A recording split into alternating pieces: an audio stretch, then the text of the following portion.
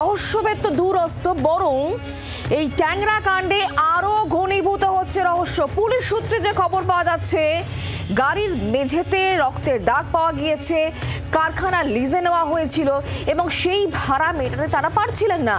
বাজারে 15 থেকে 20 কোটি টাকা দেনা হয়ে যাওয়ায় বাড়িটি একটি ব্যাংকের কাছে বন্ধক রাখা হয়। তাহলে মঙ্গলবার সকালে পাওনাদারদের ডাকার উদ্দেশ্য ঠিক কি ছিল? শুধুই কি মৃত্যুর খবর যাতে সবার কাছে পৌঁছয় সেই উদ্দেশ্য ছিল কি? দুর্ঘটনাগ্রস্ত গাড়ির জিপিএস লোকেশন ট্র্যাক করছে পুলিশ। গাড়ির ইনবিল্ট গুগল লোকেশন ট্র্যাকার পরীক্ষাও করা হয়েছে ফরেনসিক বিভাগের তরফ থেকে। এই গোটা বিষয় নিয়ে আমরা আরো জানবো, কথা বলবো।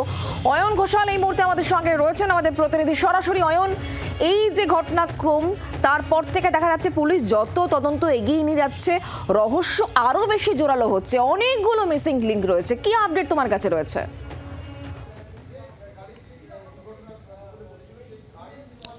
যদি একটি পরিবার সপরিবারে আত্মহত্যার চেষ্টা করে, তাহলে তারা এই বাড়ি থেকে বেরোনোর সময় 12টি চাবি লাগিয়ে যাবে বাড়িতে। এমনকি বাইরে যে গাড়ি দাঁড় করানো, সেই গাড়িতে ওঠার পরে যে গ্যারেজ থেকে গাড়িটা বার করা হলো, সেই গ্যারেজেও এই যে তালা ঝুলছে, এটা কিন্তু এই পরিবারের সদস্যরাই ঝুলিয়ে দিয়ে গেছেন, পরিবারের পুরুষ সদস্যরা। এই বাড়িতে সব মিলিয়ে 12টি তালা মারার জায়গা রয়েছে, প্রত্যেকটি লক।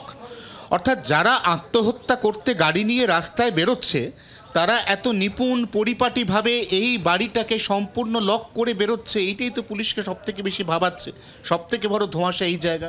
কারণ যে গাড়ির কথা আমরা বলছি, যে গাড়ির নাম্বার ইতিমধ্যেই যে গাড়িটি দুর্ঘটনাগ্রস্ত, সেই গাড়ি পরীক্ষা করে এখনও পর্যন্ত পুলিশ যেটা পেয়েছে, গাড়ির নাম্বার WB02AJ3545।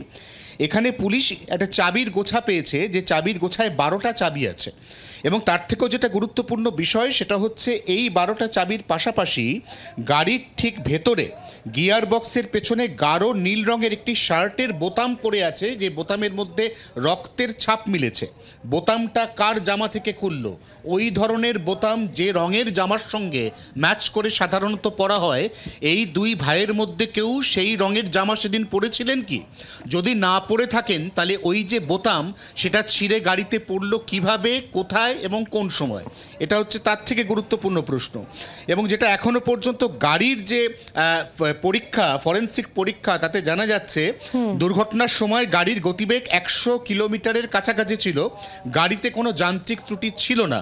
অর্থাৎ ইচ্ছাকৃতভাবে এই গাড়িটিকে হয় ধাক্কা মারা হয়েছিল অথবা গাড়িটি দুর্ঘটনাগ্রস্ত হয়েছিল। প্রাথমিকভাবে যারা দুজন আহত অবস্থায় হাসপাতালে ভর্তি, দুই ভাই, তাদের বয়ান অনুযায়ী তারা একদম সপরিবারে আত্মহত্যা করতে গিয়েছিলেন, তাই তারা আত্মহত্যার মাধ্যম হিসেবে এই গাড়িটিকে ব্যবহার করেছিলেন। এখন প্রশ্ন আবারও, যে যদি গাড়িটিকেই আত্মহত্যার মাধ্যম হিসেবে ব্যবহার করা হয়, তাহলে পরিবারের কিছু সদস্য, তারা বাড়ির মধ্যে, তারা মহিলা, অর্থাৎ দুজন জা এবং একজন কিশোরী, এবং পরিবারের পুরুষ সদস্য, তারা প্রত্যেকে রাস্তায়, এবং তারা চলেছেন কিলোমিটারের পর কিলোমিটার চলেছেন। কোথায় যাচ্ছেন তারা? কোন কোন জায়গায় তারা থামলেন?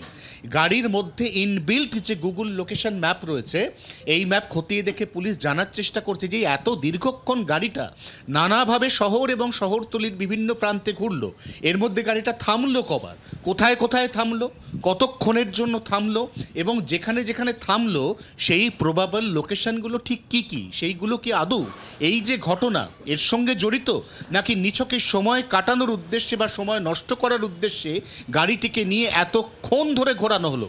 এবং যদি সময় নষ্ট করার উদ্দেশ্যে গাড়িটি কলকাতা শহরের বিভিন্ন জায়গায় ঘুরে থাকে, তাহলে সময়টা নষ্ট করা হলো কেন? কিসের অপেক্ষা করা হচ্ছিল? এই সমস্ত প্রশ্নের উত্তর দুই ভাইকে জিজ্ঞাসাবাদ করে পুলিশ জানার চেষ্টা করবে। দুই ভাই, তাদের শারীরিক অবস্থা এখনো পর্যন্ত ক্রিটিক্যাল, তারা এখনো পর্যন্ত যথেষ্ট বেশি সংখ্যক তথ্য দেওয়ার অবস্থায় নেই, কিন্তু তারা যেই মুহূর্তে চিকিৎসায় সাড়া দেবেন এবং কথা বলার মতো জায়গায় যাবেন, স্থিতিশীল হবেন, স্টেবল হবেন, সেই মুহূর্তে কিন্তু তাদের কাছে এই প্রশ্নগুলোর উত্তর জানতে চাওয়া হবে।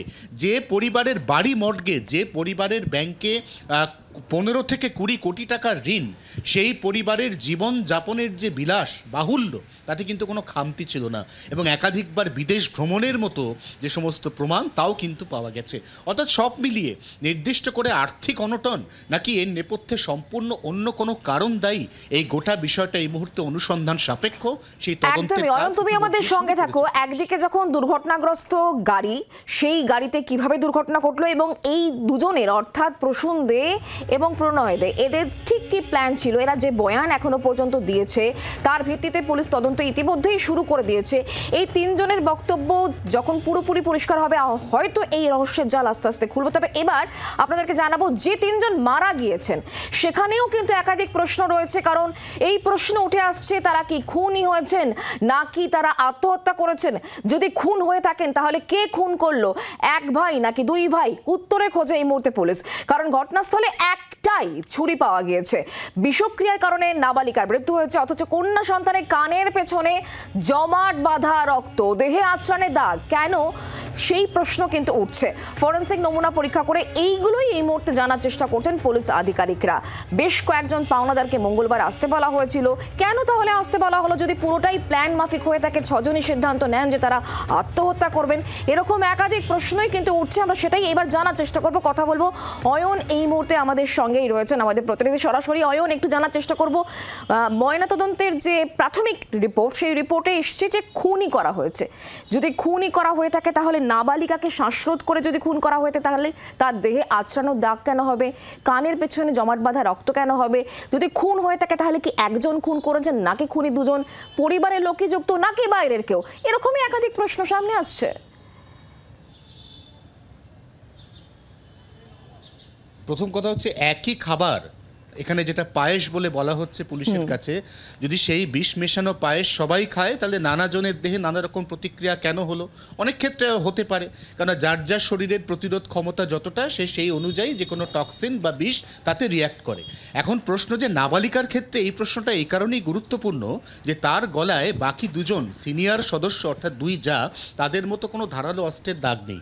এক্ষেত্রে নাবালিকা তার বিষক্রিয়াতেই মৃত্যু হয়েছে বলে ময়নাতদন্তের প্রাথমিক রিপোর্টে উঠে এসেছে। কিন্তু যদি শুধুমাত্র বিষক্রিয়াতেই তার মৃত্যু হয় তাহলে সেই বিষ তাকে জোর করে পান করানোর চেষ্টা হয়েছিল কিনা, সে কি আগে থেকে জানতো যে খাবারে বিষ আছে, সে কি আগে এই বিষ খাওয়ার পরে বাকি কারোর পরিণতি দেখে ভয় পেয়ে গিয়েছিল, সেটা খেতে অস্বীকার করছিল এবং সেই কারণেই কি তাকে জোর করা হচ্ছিল? কারণ তাকে কিন্তু ধস্তাধস্তি বা ঘষ্টানোর একাধিক দাগ তার নাকে রয়েছে, কানে রয়েছে, ঠোঁটে রয়েছে, হাতের কনুইতে রয়েছে, কবজিতে রয়েছে এবং তারপর শেষ পর্যন্ত বিষক্রিয়ায় তার মৃত্যু হয়েছে বলে ময়নাতদন্তের প্রাথমিক রিপোর্টে উঠে এসছে।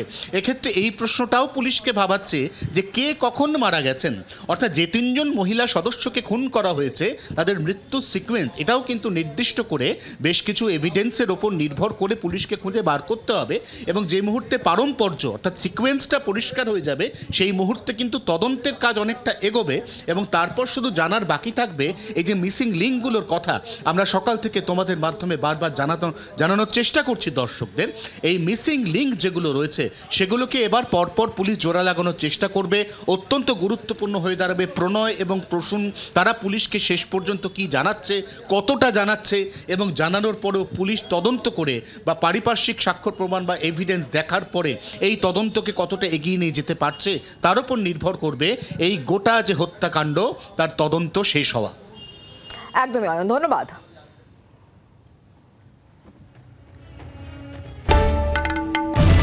বাংলার আওয়াজ, বাঙালির আবেগ, জি 24 ঘন্টা।